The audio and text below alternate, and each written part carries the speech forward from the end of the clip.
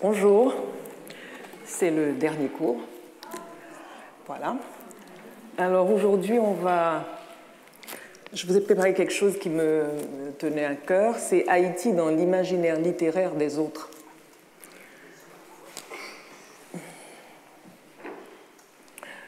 Alors pourquoi c'est intitulé? Évidemment, plusieurs raisons. Parce qu'il y a eu plusieurs couches successives d'oubli et de métaphorisation, je pourrais dire, les deux, à la fois oubli et création. Saint-Domingue reste gravé dans les imaginaires comme un lieu qui était pour certains une perle dont ils tiraient un énorme profit. Les fortunes faites, une chape de plomb est tombée sur cette mémoire-là. Mais ce n'est pas parce que l'on pose une chape de plomb que ça ne travaille pas, dans le sens de Lacan, où l'inconscient ne continue pas à travailler. La chape de plomb n'efface rien. La défaite de 1804 a été d'autant plus énorme qu'elle était impensable. D'où la deuxième chape de plomb. Et elle demeure encore un impensé dans bien des consciences.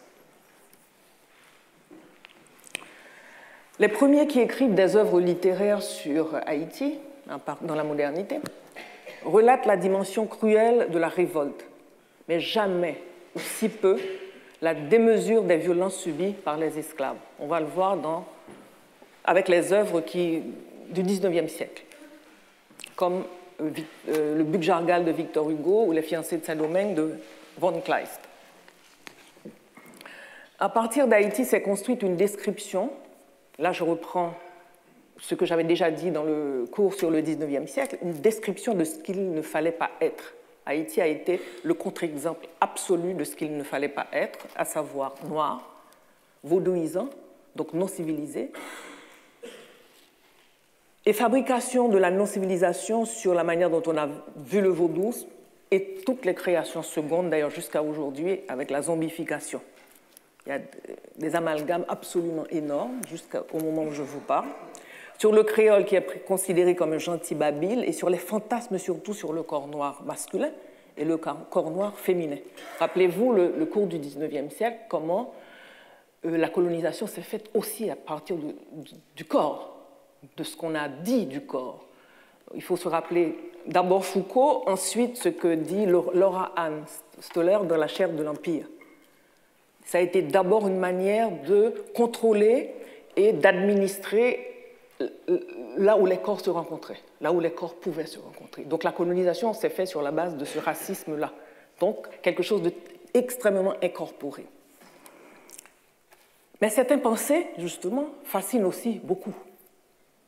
Ils renvoient à la fois à une antériorité perdue et à une altérité innommable, qui ne sont que la même façon de nommer le dissemblable. Quelque chose qui est figé dans le dissemblable et qui continue à travailler encore aujourd'hui.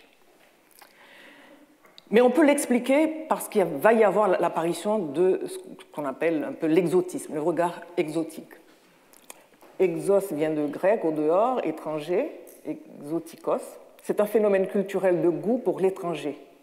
Le phénomène se constate à plusieurs reprises dans l'histoire des civilisations en expansion. Cependant, cette attitude s'exprime avec plus d'amplitude et de variété en Occident, en raison, évidemment, des diverses mondialisations de l'Occident. Des grandes découvertes au commerce globalisé actuel et en passant par, évidemment, le colonialisme. Toute une littérature occidentale va tourner autour de cette vision de l'étranger. Depuis les chroniqueurs et grands voyageurs, dans le cas d'Haïti, vous avez Du Cœur-Joly, Moreau de Saint-Méry, le baron de Wimpfen, et j'en passe. En passant par Victor Hugo, Ségalen, Loti, Chateaubriand. Les premières expéditions coloniales permettent la découverte des objets d'art africains et la création du concept d'esthétique nègre. Concept aussi qui va influencer à la fois les arts plastiques et la littérature, avec les surréalistes. Concept qui va aussi influencer à la fois les surréalistes et toute la conception, je pourrais dire, tout l'imaginaire des peintres des arts plastiques à ce moment-là. Et c'est exactement au moment, on se rappelle le cours du 19e, où on laisse un peu l'évolutionnisme, on ne l'a jamais laissé complètement jusqu'à aujourd'hui, on laisse un peu l'évolutionnisme pour aller vers une anthropologie différente. Et ça sera le grand tournant du début du XXe siècle. L'Occident va devenir, et ça c'est important, une culture anthropologique. Dans cette façon de vouloir découvrir l'autre, de vouloir le décrire, de vouloir fantasmer sur lui aussi. Or, justement, dans cet appareillage, je pourrais dire, imaginaire, Haïti est une idée qui déclenche, qui a déclenché, qui déclenche, et je suppose qu'il déclenchera encore, de fortes réactions émotionnelles. Haïti reste figé dans une perception métaphorique. Et nous devrions nous rappeler que les deux processus, le dénigrement comme l'idéalisation, déplacent l'élément humain. Donc, à force de vouloir soit dénigrer, soit angéliser, on déplace l'élément humain, on le rate. Je disais tout à l'heure que la vision évolutionniste n'a absolument pas disparu dans le monde. Le feu qui couvre aujourd'hui sous notre brûlante actualité politique est celui-là, quand on pense à la question migratoire, par exemple, qui fait remonter des ressentis enfouis et le retour à la croyance en un évolutionnisme indépassable. Malgré les progrès de la science et de la réflexion, et en dépit des rencontres des peuples. Donc c'est l'évolutionnisme qui continue dans un certain sens. Ensuite, il y a ceux et celles qui poussent la vision ethnologisante, jusqu'à ce qu'on appelle culturalisme, mais j'aime beaucoup le mot ethnologisante, jusqu'à refuser toute évolution, qui serait une détérioration de l'authentique. Il y a une authentique qui serait immuable, éternelle, indépassable. Autant pas d'amour nuit, autant trop d'amour aussi nuit. Ils sont contre l'évolutionnisme, mais pas pour les bonnes raisons.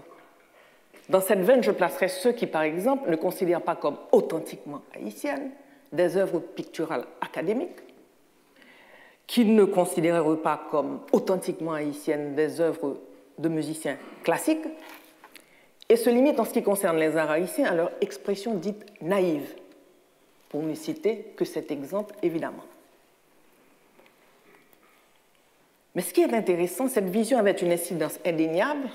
On l'a vu dans les deux cours sur les trois décennies d'exception. Ces deux visions vont avoir une incidence indéniable sur la manière dont les Haïtiens créoles se voyaient. Ce que décrit admirablement Fanon dans Peau noire, masque blanc. Mais comme je l'avais dit, Fanon, le Peau noire, masque blanc de Fanon ne s'applique absolument pas aux Haïtiens de la culture majoritaire créole. Eux, ils ont intégré les éléments de la culture, des cultures du XVIIIe siècle français. Quand ils font un service vaudou qui commence par la liturgie catholique en français, ça passe normalement. Il n'y a aucun sentiment d'aliénation, simplement, c'est une culture qu'ils ont intégrée. Pour le créole, le miroir trompeur que l'autre lui tend est celui dans lequel il se voit.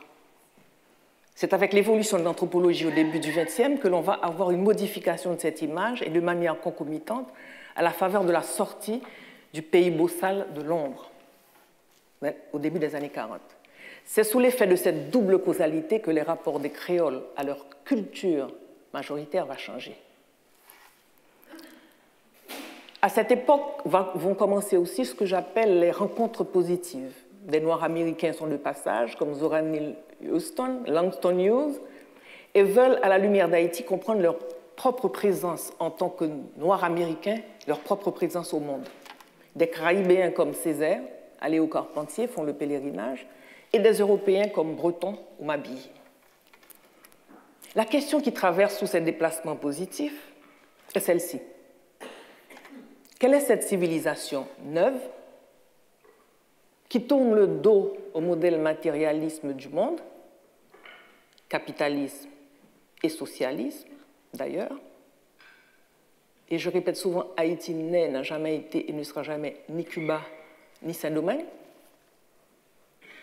pour créer une réexistence, comme le dit Jean Casimir, à partir d'éléments des cultures traditionnelles, donc anciennes, majoritairement africaines, mais aussi de la France du XVIIIe siècle, comme des survivances amérindiennes. Alors je reprends. La question qui traverse tous ces déplacements positifs, quelle est cette civilisation neuve? Parce qu'elle est neuve, elle se crée entre le XVIIIe et le XIXe siècle, qui tourne le dos au modèle matérialiste du monde, capitalisme et socialisme, pour créer une réexistence à partir d'éléments des cultures traditionnelles, donc anciennes, majoritairement africaines, mais aussi de la France du XVIIIe, comme de survivance amérindienne. Ensemble qui s'organise autour du peu, du partage, de la communauté, de l'hospitalité et du sacré. Quelle stratégie a-t-elle mis en place? Comment a-t-elle pu résister? Et combien de temps résistera-t-elle encore? Mais quand je pose ces questions, il faut aussi éviter tout narcissisme angélisant et analyser ce qui existe dans toutes les sociétés, à commencer par la manière de conjurer la violence. Je pense à René Girard, évidemment, avec son magnifique texte « Des choses cachées depuis le commencement du monde ». D'autant plus que tous ces éléments sont aujourd'hui fortement mis à mal par l'exode rural et l'urbanisation sauvage. Donc on se rend compte que ceux qui vont de manière positive vont pour essayer de trouver une réponse à cette question-là. On va voir un peu, de manière chronologique, comment se sont posés un certain nombre de regards sur Haïti au XIXe siècle. On va commencer avec le XIXe. Pendant tout le XIXe siècle, c'est avec ce XIXe siècle que se construit toute une iconographie autour d'Haïti. Et à partir des récits des chroniqueurs, Moreau de Saint-Méry, du Cœur-Joly, de Wim Phen. Mais Foucault dit quelque chose d'intéressant, parce que souvent on a dit que Foucault n'a pas travaillé sur le racisme, mais quand on prend ses cours, il faut défendre la société, on se rend compte que c'est une des questions centrales de ce texte-là. Le racisme va se développer avec la colonisation. Quand il va falloir tuer des gens, tuer des populations, tuer des civilisations, comment pourra-t-on faire si l'on fonctionne sur le monde du biopouvoir? Comment est-ce qu'on va faire? Eh bien, on va le faire à travers les thèmes de l'évolutionnisme, donc par un racisme. Lord Hans Stoller dit la même chose. Créer et sécuriser les frontières de la communauté européenne prenait un sens particulier lorsqu'il fallait conjurer les contagions culturelles, politiques, sexuelles, partout où les sensibilités et les désirs des Européens et des indigènes se frôlaient, s'intriquaient et se confondaient. Rappelez-vous le texte dont j'ai aussi fait mention dans le premier cours, celui de Jean-Claude Charles, qui est un texte incontournable qui a été écrit en 1980, qui s'appelle « Le corps noir ». Il a été réédité récemment. Alors, quels sont les auteurs en France? Je ne peux pas tous, évidemment, vous les présenter cet après-midi. Je vais m'arrêter simplement sur Hugo, mais il ne faut pas oublier que Balzac a écrit un texte qui s'appelle Le Nègre, une pièce de théâtre de très mauvaise qualité, évidemment, qui fustigeait la révolte de Saint-Domingue. Lamartine a écrit un Toussaint l'ouverture, mais celui qui va nous intéresser cet après-midi, c'est Victor Hugo. Au moment où il publie Bug-Jargal, ces deux œuvres, Haïti est au goût du jour.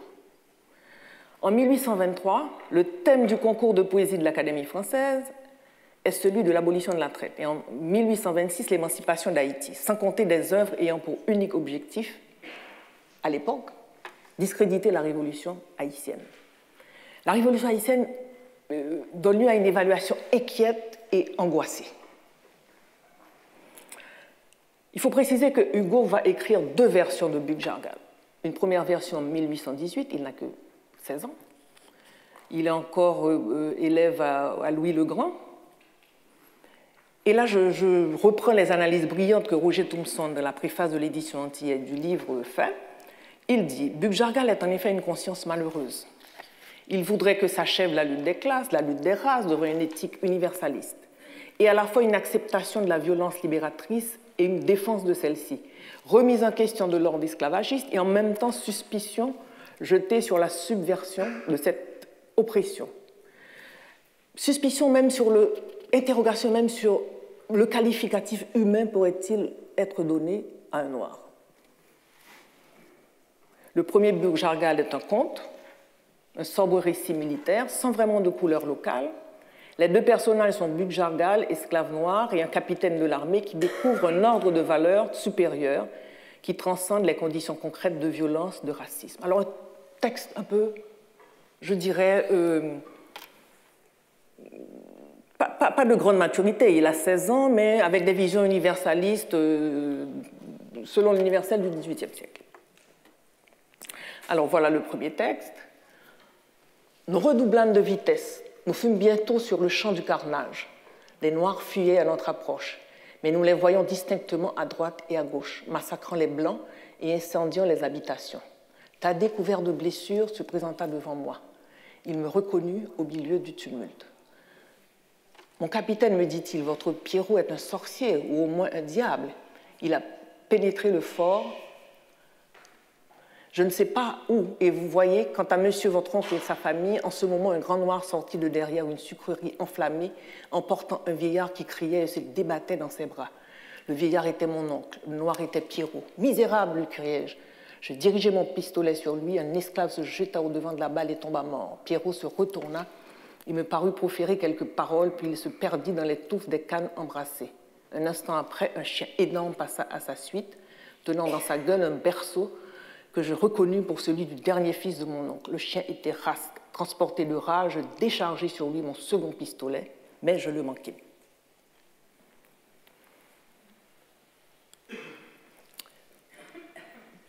Deuxième texte, toutes les négresses, troublées dans leur mystère, ça c'est la deuxième version, se levèrent comme réveillées en sursaut.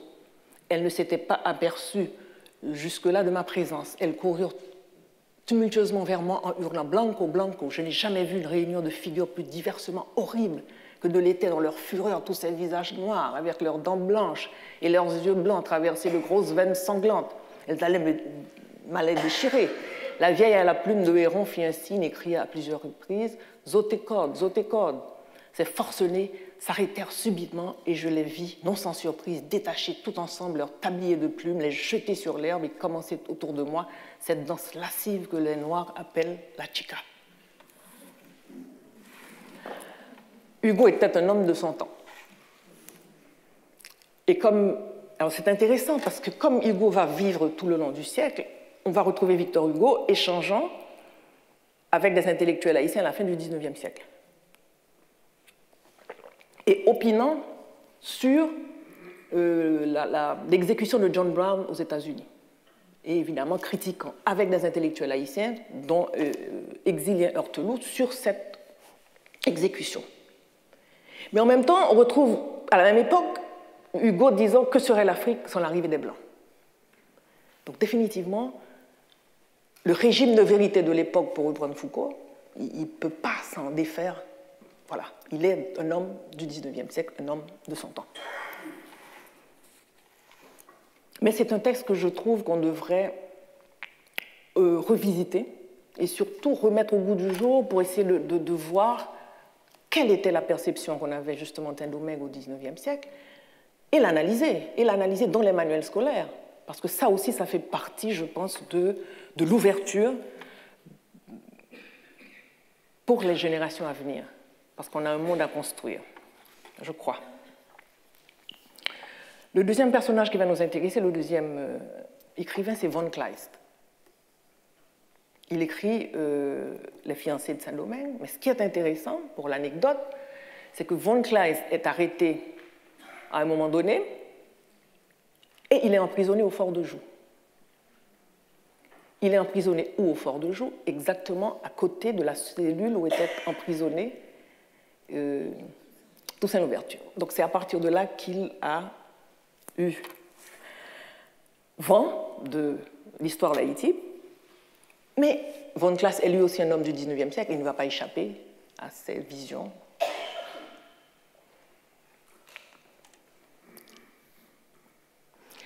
Alors voilà ce qu'il écrit dans Les fiancés de Saint-Domingue.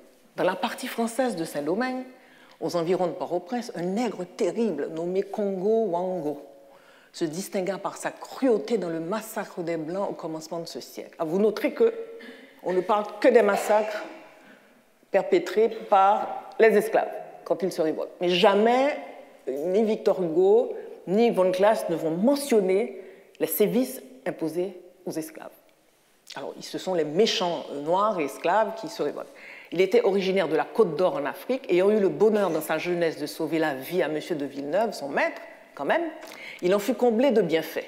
Il obtint non seulement sa liberté et la possession d'une maison et d'un champ, mais encore il fut placé contre l'usage du pays comme fermier des vastes plantations de son maître qui lui donna pour compagne de ses travaux une mulâtre, parente éloignée de sa défunte femme. Lorsque le nègre eut atteint sa 60e année, il était en état de se livrer au repos le plus agréable et M. de Villeneuve coronna tous ses bienfaits en lui assignant un legs par son testament. Mais toutes ces marques de reconnaissance étant de générosité ne purent préserver M. Villeneuve et sa famille de la fureur de cet homme sanguinaire. Congo Wango fut un des premiers à lever l'étendard de la révolte et à profiter de la démarche inconsidérée de la Convention pour s'armer contre les tyrans de sa race. Il fusilla son maître, mit le feu au pavillon où s'était réfugiée sa maîtresse avec ses enfants et ses amis, pilla et dévasta toute la plantation et s'y établit avec les nègres de plusieurs établissements voisins. Donc voilà comment von Kleist présente dans tout ce... Disons, c'est entre une nouvelle et un roman, voilà comment il présente toute la révolution de Saint-Domingue. Et évidemment, il y a un jeune qui arrive et qui tombe amoureux d'une jeune esclave, mais la jeune esclave finira par les trahir. Bon, tout ce qui correspond à une certaine imagerie de l'époque. Quand on arrive à la première moitié du XXe siècle en France, il y a la persistance de ce regard, et on verra après, il y aura un tournant. Par exemple, Paul Morand, qui arrive en Haïti et à qui les jeunes poètes de la revue indigène demandent de préfacer l'anthologie de la poésie haïtienne indigène, on peut comprendre pourquoi quand on a analysé, vous l'avez vu dans les deux cours où j'ai parlé de la revue indigène, la revue indigène n'est pas l'exaltation de la couleur locale ou des valeurs nationales, mais une exaltation plutôt du modernisme latino-américain. Et voilà ce que Paul Morand, évidemment, écrit dans la préface de ce livre. Absolument incroyable. Rattachez les problèmes haïtiens plus étroitement aux efforts littéraires de toute votre race, de Chicago à Madagascar. Les races ne sont peut-être pas faites pour se rencontrer. En tout cas, elles ne devraient pas se mélanger que très lentement et par leurs élites. Depuis 1 an, j'étudie votre race. La mer des Caraïbes est une mer fermée comme tous les lieux de délices. Évadez-vous, cherchez. On ne s'étonne donc pas de le voir quelque temps plus tard écrire « Je crois vrai dans leur ensemble les théories de Gobineau ». Il y aura un changement dans cette perception à partir de l'arrivée de Breton durant ces 3 décennies d'exception précisément. Bien que Breton, avec le surréalisme, reste encore enfermé dans la vision culturaliste, parce qu'il va chercher en Haïti quelque chose que les Haïtiens auraient naturellement et que les surréalistes sont obligés d'obtenir par des exercices, donc par un certain volontarisme. Donc tous les Haïtiens seraient surréalistes, naturellement surréalistes, et alors que les surréalistes sont obligés de faire des exercices littéraires, passant même par des substances peut-être, pour se retrouver dans la vision surréaliste du monde. Là encore, on est enfermé dans un culturalisme, mais enfin... Et il découvre évidemment en Haïti non seulement la peinture, parce qu'il va apporter avec lui l'une des premières grandes collections de peintures dites naïves qui vont quitter Haïti à l'époque, avec le peintre Hector Hippolyte, mais il écrit « La nuit en Haïti », et ce sont de beaux textes. « La nuit en Haïti, les fées noires successives portent à 7 mètres au-dessus des yeux les pirogues du Zambèze, les feux synchrones des morts. C'est à leurs pieds que Wilfredo Lam installe son Vévert. » Rappelez-vous, à l'époque, Haïti était un lieu à la fois qui irradiait et absorbait. Donc beaucoup de gens sont passés à cette époque. Wilfredo Lam y est allé aussi pour trouver l'inspiration et renouveler sa peinture. Et c'est là qu'il avait trouvé l'inspiration pour la jungle. Donc tout ce monde s'était retrouvé presque à la même époque en Haïti. Et dans un autre texte aussi que nous avons trouvé, nous rentrons dans un tabac vermoulu. Il faut écarter d'épais rideaux de gaz grise, comme les bayaons d'Haïti. Au comptoir, une femme ailée verse le sang dans des verres d'éclipse. Et là, c'est au cours de ces nuits folles avec quelqu'un comme Magloire Saint-Aude que non seulement il décrit les nuits d'Haïti, mais qu'il découvre aussi le poète Magloire Saint-Aude, qui est celui qui véritablement va ouvrir disons, la voie à la poésie moderne en Haïti avec Dialogue de Mélan. À la même époque, il y a Alejo Carpentier. Il est diplomate cubain en Haïti et lui aussi va découvrir en Haïti, je le mettrai aussi dans la veine des culturalistes, même s'il est cubain, parce que là encore, c'est le réalisme magique. On va essayer de définir une sorte de modèle, lui aussi indépassable. Qui n'écrit pas baroque n'est pas caribéen, qui n'écrit pas le réalisme merveilleux ou le réalisme magique n'est pas haïtien. Ou, voilà. Mais son roman est un très beau roman, Le royaume de ce monde, et il se sert des données de la révolte des Noirs de Saint-Domingue, suivie de l'exil des colons à Santiago de Cuba, et le gouvernement du général Leclerc, beau-frère de Napoléon, le surprenant royaume noir de Henri Christophe, et c'est aussi un roman d'apprentissage avec Tinouel Prieur. Évidemment, toute l'imagerie que l'on connaît, il y a Macandal, le sorcier manchot, c'est un des plus beaux passages d'ailleurs de son roman. On voue tous les animaux de l'île parce qu'il y avait la peur du poison et les fait périr. Les colons ne tardèrent pas à subir le même sort. L'image de la belle Pauline Bonaparte faisant masser son corps admirable par le nègre Soliman se détache sur ce fond d'incendie et de meurtre. Donc toute la fantasmagorie est là. Mais ce qui est intéressant, Alejo Carpentier est un des premiers à montrer comment la démesure de la révolte répond à la démesure des traitements affligés aux esclaves dans le royaume de ce monde. Exaspérés par la peur, ivres de vin, parce qu'ils n'osaient plus toucher l'eau des pluies, les colons fouettaient et torturaient leurs esclaves en quête d'une explication. Mais le poison continuait à décimer les familles, tuait bêtes et gens, sans que les prières publiques, les conseils des médecins, les promesses aux saints, ni les formules inefficaces d'un marin breton, nécromancier et rebouteur, puissent arrêter la marche souterraine de la mort.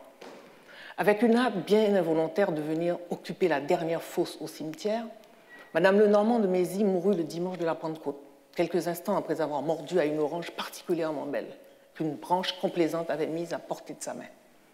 L'état de siège avait été proclamé dans la plaine. Tout individu surpris dans les champs ou au voisinage des maisons après le coucher du soleil était abattu à coups de mousquet sans préavis.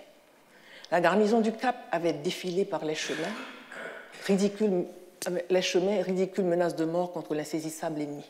Mais le poison n'en arrivait pas moins jusqu'aux bouches par les voies les plus inattendues.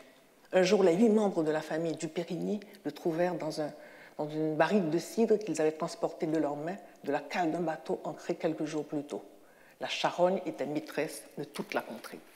Ça aussi, ce sont des textes, des classiques qu'il faut relire.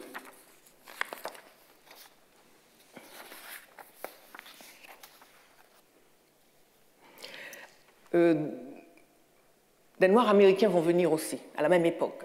Il faut se rappeler, je ne vais pas reprendre le cours sur les 3 décennies d'exception, mais je tiens à redire à nouveau quelque chose d'important. Quelqu'un comme Langston Hughes et Zora Neale Hurston, ce qui est intéressant, est-ce que c'est à cause de la barrière de la langue ou parce qu'ils voulaient précisément aller retrouver quelque chose qui avait à voir avec leur propre histoire? Ces Noirs américains sont tout de suite allés vers la culture populaire. Contrairement à Carpentier, contrairement à Breton, qui, eux, fréquentaient les intellectuels et allaient dans les salons des ambassades, des grandes familles, ils sont allés directement. Ce qui donnera d'ailleurs un très beau livre de Zora Neale Hurston, Tell My Horse, où elle parle du vaudou et des crises de possession. Et Langston Hughes a fait vraiment toutes les régions populaires. D'ailleurs, il est très embêté quand Jacques Roumain lui demande un rendez-vous. Il se demande mais qu'est-ce que je vais porter comme habit, parce qu'il ne se sentait pas du tout habillé comme il faut pour recevoir ce grand monsieur qui était un aristocrate haïtien pratiquement. Mais il y a un texte intéressant dont on parle très peu, Le roi blanc de la Gonâve. C'est un soldat américain qu'on a envoyé à la Gonâve, qui est une île en face de l'île d'Haïti, qui appartient à Haïti. Et il s'était distingué par des faits d'armes, donc on lui a dit on va t'envoyer à cette île. Et quand il arrive là-bas, il essaie de mettre un peu d'ordre, un peu de l'ordre américain. Il essaie d'aider. Et la personne qui règne sur cette île, une reine. Alors c'est là où le malentendu va s'établir, s'installer. Dans le vaudou, une reine, on peut être reine ou empereur, c'est-à-dire chef religieux, chef du sacré, et en même temps chef politique. Alors lui a pris reine tout à fait au premier degré de la définition de reine. Et en général, on devient reine parce qu'on a mérité, parce qu'on a eu à faire rendre service à la communauté. Et comme lui avait rendu service à la communauté, on a jugé important à un moment donné de lui dire, eh bien, tu vas devenir aussi le roi. Mais n'ayant rien compris, il a vu qu'il était juste devenu le roi d'un territoire. Et voilà ce qu'il dit à l'une des cérémonies. Un soir,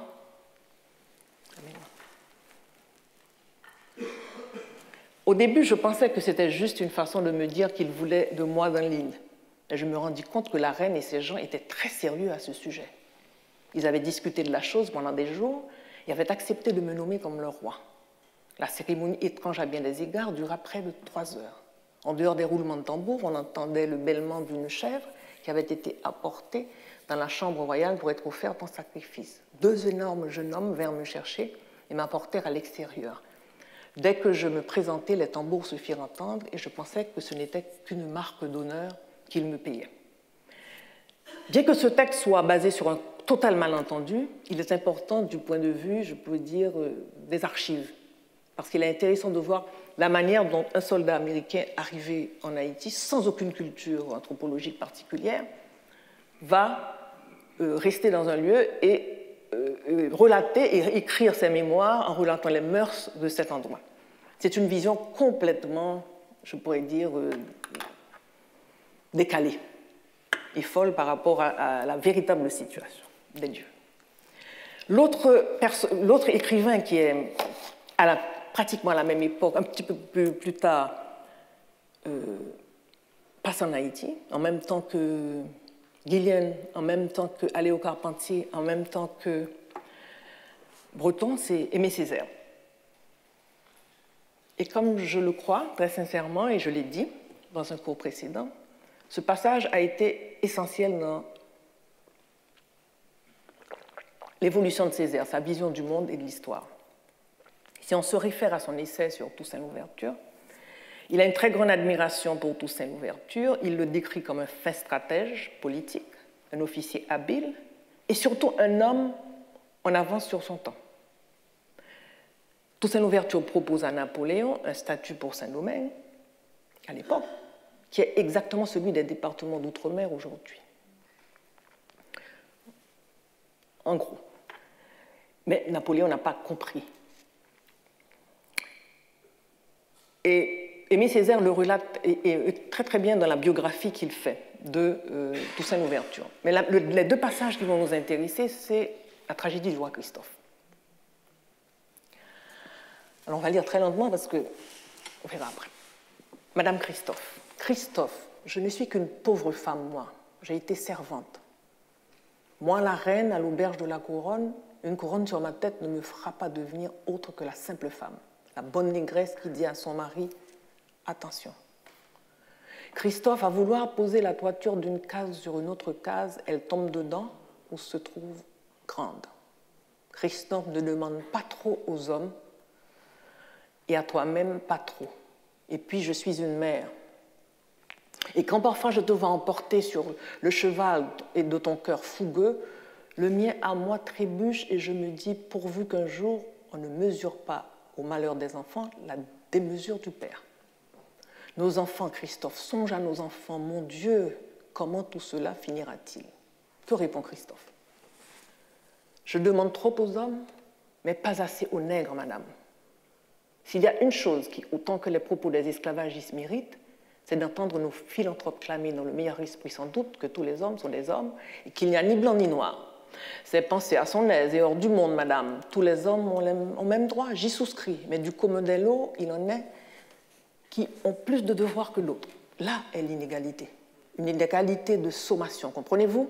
À qui feront-on croire que tous les hommes, je dis tous sans privilège, sans particulière exonération, ont connu la déportation, la traite, l'esclavage, le collectif ravalement à la bête, le total outrage, la vaste insulte que tous, ils ont reçu, plaqué sur le corps, au visage, l'omni-niant crachat. Nous seuls, madame, vous m'entendez, nous seuls les nègres. Alors, au fond de la fosse, c'est bien ainsi que je l'entends, au plus bas de la fosse. C'est là que nous crions, de là que nous aspirons à l'air, à la lumière, au soleil. Et si nous voulons remonter, voyez, comme s'impose à nous le pied qui s'arc-boute, le muscle qui se tend, les dents qui se serrent, la tête haute, la tête large et froide.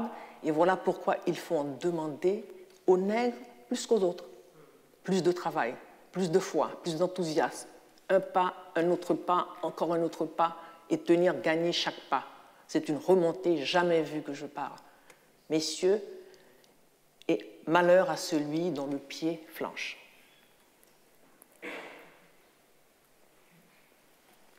Deuxième passage. Majesté à bâtir, ce sont d'effroyables pentes. Christophe, précisément, ce peuple doit se procurer, vouloir, réussir quelque chose d'impossible. Contre le sort, contre l'histoire, contre la nature. Ah ah, l'insolite attentat de nos mains nues, porté par nos mains, blessées. Le défi insensé. Sur cette montagne, la rare pierre d'angle, le fondement ferme, le bloc éprouvé, assaut du ciel ou reposoir du soleil, je ne sais. La première charge au matin de la relève. Regardez, baisse, imaginez sur cette peu commune plateforme, tournant vers le nord magnétique, 130 pieds de haut, 20 d'épaisseur, les murs chauds et cendres de bagasse, chauds et sang de taureaux, une citadelle, pas un palais, pas un château fort pour protéger nos biens tenants. Je dis la citadelle, la liberté de tout un peuple. Bâti par le peuple tout entier, hommes et femmes, enfants et vieillards, bâti pour le peuple tout entier.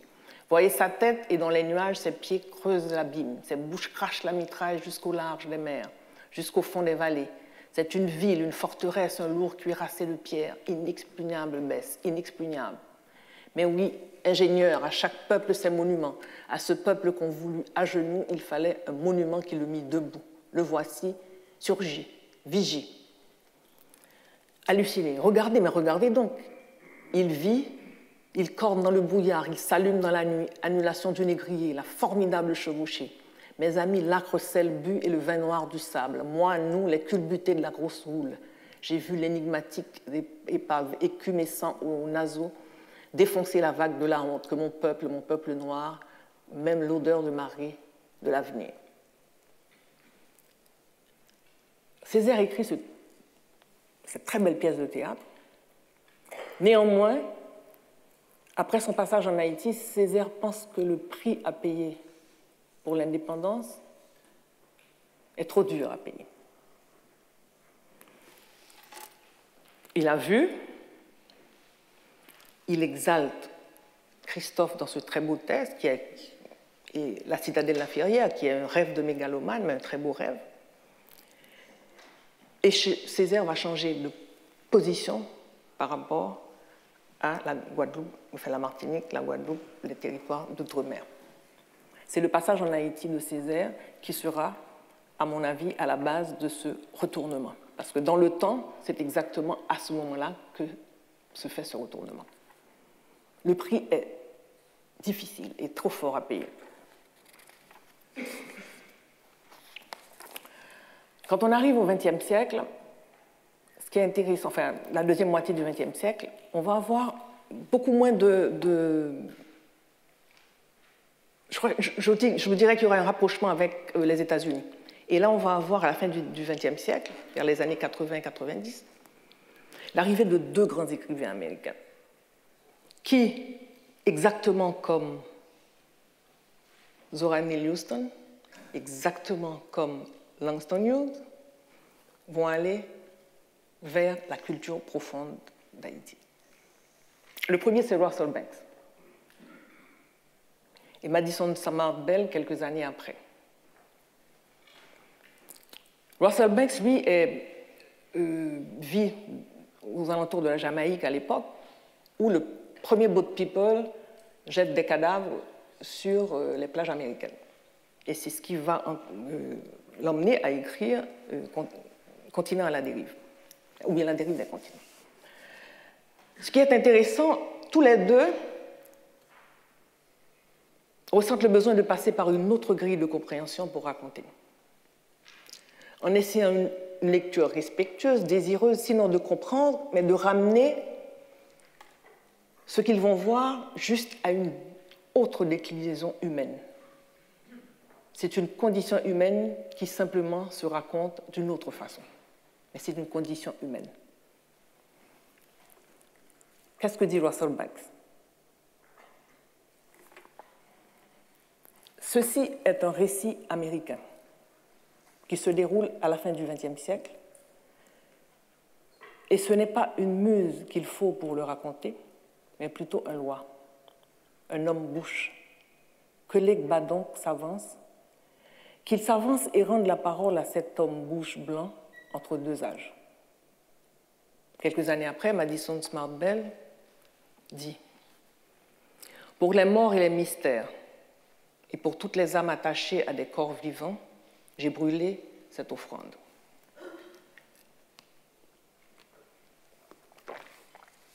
Si Russell Banks connaît bien la Caraïbe parce qu'il vit dans la Caraïbe depuis quelques années, quelqu'un comme Madison Smart Bell va faire un périple dans tout le nord d'Haïti. Il va même louer une maison. Il refait tout le parcours de Toussaint Louverture pour essayer de comprendre.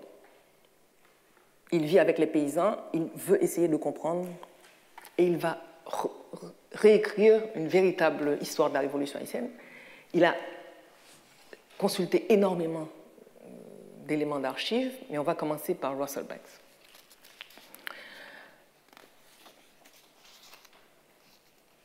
Alors, ce qui est intéressant avec le livre de Russell Banks, c'est qu'il l'appelle La dérive des continents. Il fait se rencontrer, en fait, deux désespoirs. Un ouvrier américain au chômage qui descend en Floride en quête d'emploi, de travail, et qui va devenir, donc, il va être sur un bateau qui fait le trafic d'êtres humains, et une jeune femme qui laisse le nord de Port-au-Prince et qui va vers l'Eldorado, elle aussi, qui est la Floride, et qui meurt, évidemment, durant au moment de la traversée. Et voilà le village d'où part l'héroïne. Quelques habitants du village, Aubin, le chef de la police, Chauvette le boutiquier et Placide, qui possède un petit camion, ont des poêles de mazout. Ils purent faire la cuisine à l'intérieur. Bientôt, l'odeur de la nourriture qui cuit le matin, puis tard le soir, s'est élevée dans le village et nous a fait gargouiller l'estomac. Il est venu difficile d'empêcher nos cœurs de se serrer et de se soulager par une rage dirigée contre tout. Nos voisins et leurs poils, nos enfants turbulents, les 2 ou 3 patates douces crues posées par terre dans un coin, les 2 poulets qui grattaient la poussière sous la cabane en gloussant tranquillement, les morceaux de fruits à pain froid qui se désagrégeaient dans notre bouche, nous sentions le ragoût, un enchevêtrement serré de filaments odorants de tomates, de poulets, d'oignons et de légumes verts, et d'un coin à l'autre de la cabane, nous nous dévisagions, les petits couchés sur le lit, le garçon à côté de la fenêtre, la belle-sœur avec son bébé assis sur la chaise à côté de la fenêtre, et nous avions du mal à ne pas détester le monde, au point de nous détester les uns les autres, nous qui nous sommes forcés d'y vivre dans ce monde. Et puis la pluie a cessé, le vent est tombé, et le ciel a pu se lever, s'éclaircir et revêtir un blanc laiteux. Avec un sourire, nous sommes sortis sur le seuil pour regarder la cour, où tout dégoûtait et brillait, comme si la vallée entière avait d'un seul coup été arrachée à la mer par une main gigantesque et posée là entre les montagnes bleu-vert de l'intérieur et la mer nacrée de l'autre côté des collines. Tout était beau et venait de naître. Là, c'est la rencontre des Haïtiens avec Bob Dubois qui, lui, descend, c'est l'ouvrier qui descend du nord et qui est devenu capitaine de bateau.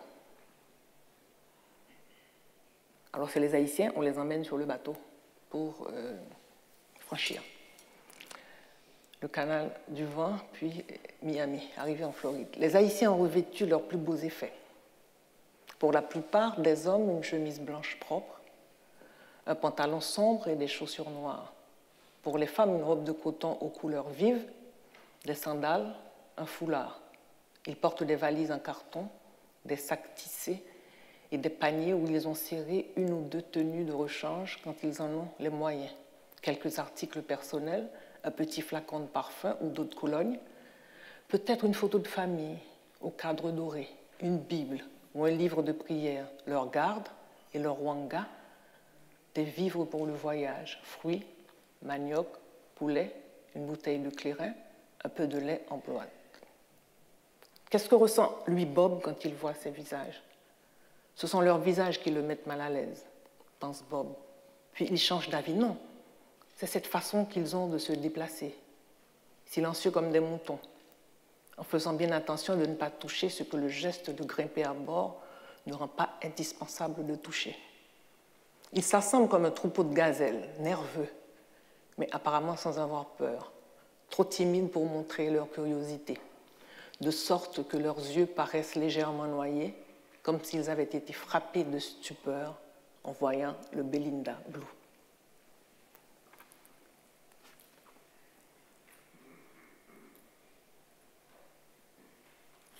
On passe au texte de Madison Sparbell qui s'appelle « Le soulèvement des âmes ». Et « Le soulèvement des âmes » est un énorme roman qui raconte la révolution de Saint-Domingue. Madison Sparbell a fait énormément de recherches de terrain d'abord, et ensuite dans les archives à la fois à Aix-en-Provence, la Bibliothèque nationale, et les archives dans les villes sur la côte, à Rochefort, à La Rochelle. Et c'est l'histoire d'un médecin qui arrive à Saint-Domingue au moment de la Révolution et qui suit toute la Révolution. Eh bien, c'est fini, dit Arnaud. Arnaud, c'est un propriétaire de plantation. Puis, s'adressant aux esclaves en créole, où commence ce travail-là? À contre-cœur, avec des gestes ralentis, les deux noirs s'emparent des pioches et commencèrent à creuser à la base du poteau. Alors, sur ce poteau avait été mise une esclave, torturée, les mains clouées sur le poteau, et elle devait rester là jusqu'à mourir. Où le docteur découvrit un amoncellement de terre et de grosses pierres qu'il n'avait pas remarqué auparavant. Arnaud suivait des yeux le mouvement des pioches appuyées sur le manche de sa hache. Quand les esclaves eurent dégagé le pied du poteau, il le frappa à toute volée d'un seul coup de hache en utilisant comme une massue la partie non aiguisée de la lame. Les deux esclaves s'écartèrent d'un bond quand le poteau s'abattit en arrière. La tête de la femme, avec un bruit sourd et lourd, rebondit mollement contre le bois. Le poteau roula d'un quart de tour avant de s'immobiliser, bloqué par le corps. Arnaud rendit la torche à celui qui l'avait porté jusque-là et examina le corps. Il tenait la hache à 2 mains, comme il avait tenu sa canne quelques instants plus tôt, le pommeau s'enfonçant légèrement dans sa chair. Le docteur s'approcha de lui. « Et l'enfant, que va-t-il devenir ?» Arnaud se retourna vivement vers lui. « Comment avez-vous deviné ?»« C'est mon métier, » dit sèchement le docteur en montrant le corps. Elle n'a même pas eu le temps d'expulser le placenta. Le temps? Elle a tué son enfant à la seconde où il est né. Vous savez que c'était une pratique des esclaves pour que leurs enfants ne connaissent pas eux aussi l'esclavage. Elle a volé un clou et lui a enfoncé dans le crâne, ce clou. Levant sa hache, il en frappa les mains clouées, tranchant net les 2 poignets. Le docteur fut impressionné par la violence du coup.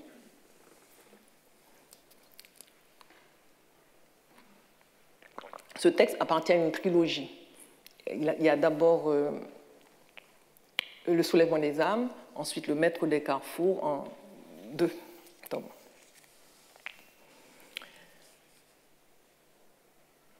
On va passer tout de suite à un roman plus contemporain de Laurent Godet qui s'appelle Danser les ombres. Et c'est l'histoire d'une jeune femme qui arrive de province, bien décidée à reprendre le cours de sa vie là où il s'était arrêté 5 années auparavant. Petit à petit, les souvenirs remontent à sa mémoire, les escapades amoureuses de sa sœur cadette naïve et sans défense, les études de droit. Bref, tout le passé remonte. Elle arrive, alors ce qui est important, c'est non seulement cette tribulation dans Port-au-Prince, mais elle arrive le jour du tremblement de terre. Et Laurent Godet va faire que les personnages apparaissent à ce moment-là. On ne peut pas comparer les 2 touches, parce que Madison Sparbell comme Russell Banks ont mis énormément de temps pour faire leur roman. Ça a demandé beaucoup plus de préparation, de connaissances Et Laurent Godet, évidemment curieux, a voulu, à la faveur du tremblement de terre, rendre une sorte d'hommage au peuple haïtien, au peuple surtout de Port-au-Prince, et voilà ce que ça donne. Tout pouvait reprendre en ce jour pour chacun d'entre eux qui allait et venait dans les rues de la ville et dont la vie, pour une raison ou une autre, s'était enlisée dans les difficultés. Chaque homme, chaque femme espérait que cela s'améliore, que des solutions soient trouvées. Ils rêvaient à ce qu'ils allaient faire, gagner un peu d'argent, voir des amis. En ce jour, tout bruissait de la rumeur des hommes. On achetait, on vendait, on allait d'un point à un autre avec urgence ou mollesse. Des rendez-vous amoureux, des discussions politiques, des scènes de ménage, des pleurs d'enfants ou des courses-poursuites. Les rues bruissaient de tout cela à la fois. Hier comme aujourd'hui, les hommes vivaient. Hier comme aujourd'hui, pressés ou traînant des pieds, salut un ami ou élan un taxi. Hier comme aujourd'hui, le soleil doucement commençait à décliner et la chaleur était moins forte. Personne n'avait remarqué que les oiseaux s'étaient tus, que les poules inquiètes s'étaient figées de peur. Personne n'avait remarqué que le monde animal tendait l'oreille, tandis que les hommes, eux, continuaient à vivre. Mais d'un coup, sans que rien ne l'annonce, d'un coup, la terre subitement refusa d'être terre, immobile, et se mit à bouger. Durant 35 secondes, qui sont 35 années, à danser la terre, à trembler. Je vais terminer avec deux textes, qui sont deux textes très contemporains et écrits par des écrivains très jeunes. J'insiste sur le mot jeune parce qu'aujourd'hui, il y a ce besoin d'aller très vite, ce besoin de se faire connaître aussi très vite, de jeunes auteurs américains.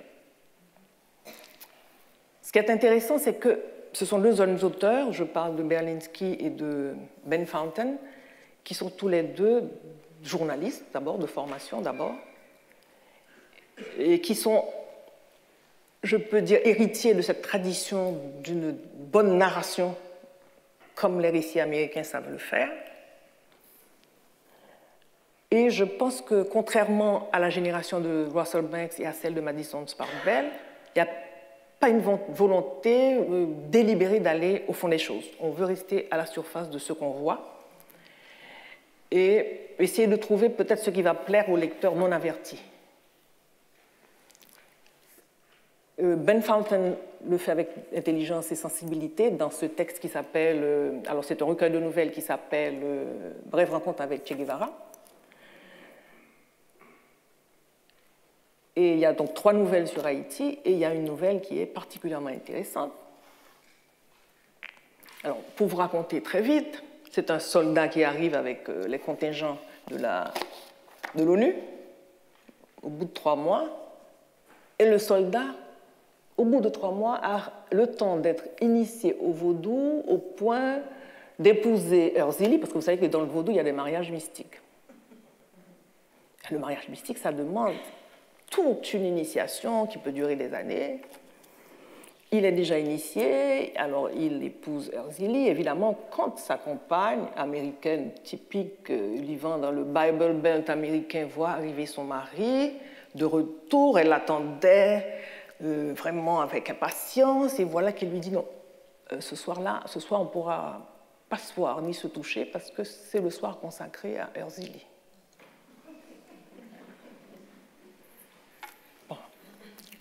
Alors, évidemment, une initiation et un mariage mystique ne se fait pas en 3 ou 4 mois, c'est impossible, mais l'idée est belle, et l'idée va plaire.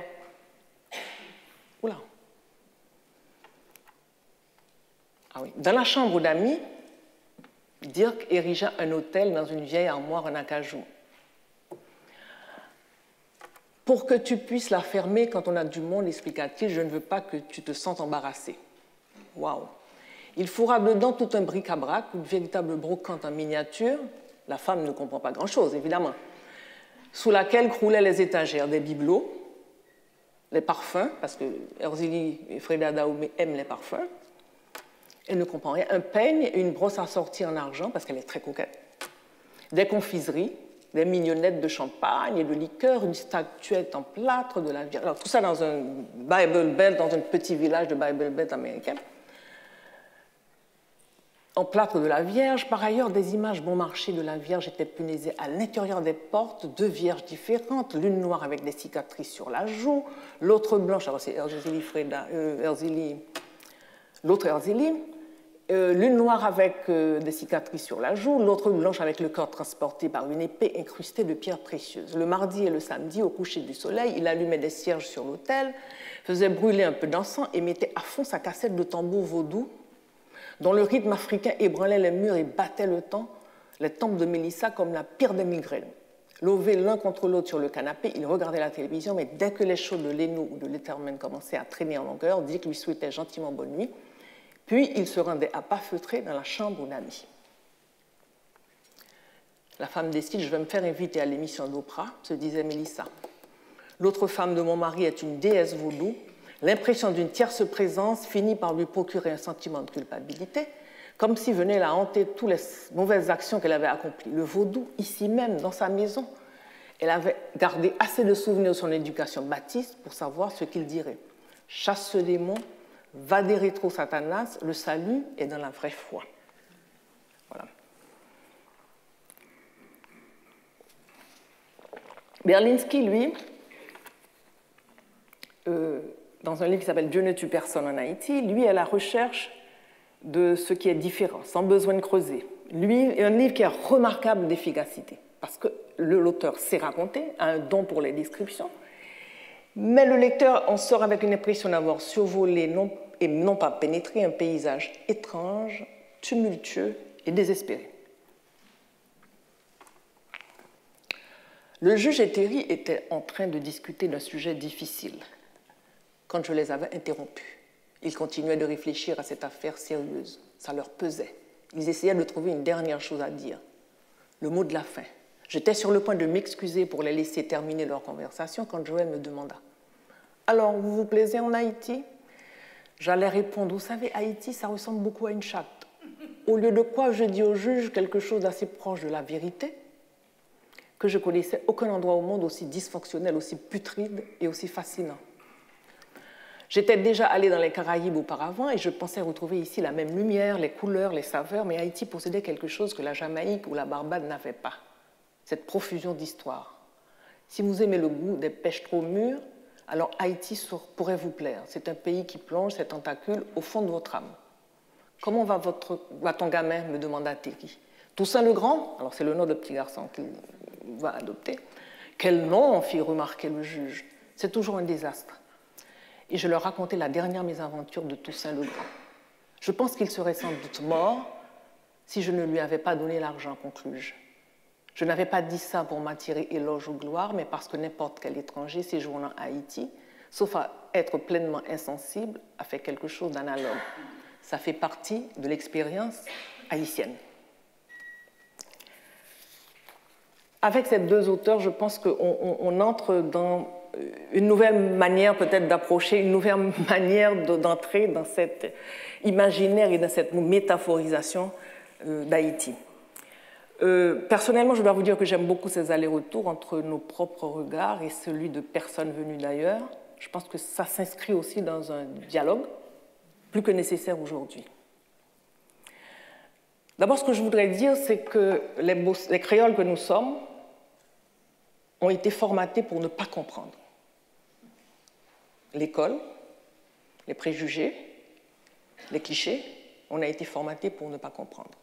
Et c'est intéressant, c'est que le mérite de certains anthropologues comme Gérard Barthélemy ou Karen McCarthy-Brown, par exemple, Karen McCarthy-Brown a vécu avec une mambo haïtienne pendant 10 ans à Brooklyn, donc elle a fait un travail sur 10 années pour essayer de restituer de l'intérieur. Qu'est-ce que c'est que la culture populaire et qu'est-ce que le sacré vaudou représente dans cette culture? Ont appris beaucoup de choses à des Haïtiens eux-mêmes. Donc je pense que cet échange entre les regards est intéressant et instructif des deux côtés.